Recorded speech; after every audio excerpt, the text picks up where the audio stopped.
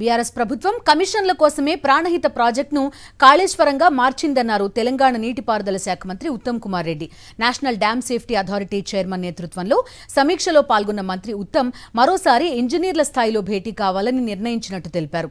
Kaleshwaram project నిర్మాణానికి 1,00,000 కోట్ల ప్రజాధనం వృధా చేయడమే కాకుండా ప్రస్తుతం ఏడాదికి 9,000 కోట్ల రూపాయలు వడ్డీ చెల్లించాల్సిన పరిస్థితి తలెత్తిందని మంత్రి ఉత్తమ్ అన్నారు.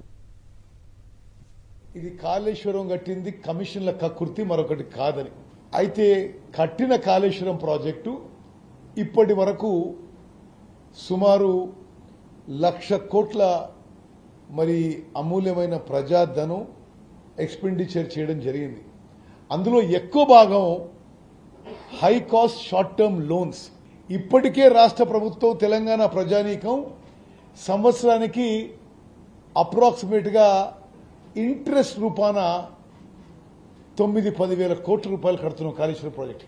ఎంత ఆయకట్టు వచ్చిందయ్యా అంటే కొత్త ఆయకట్టు 1,00,000 ఎకరాలు కూడా రాలేదు. మాట్లాడితే స్టెబిలైజ్డ్ ఆయకట్టుకుందా ఏదో 10 లక్షలు 15 లక్షల ఎకరాలు మాట్లాడుతుంటారు.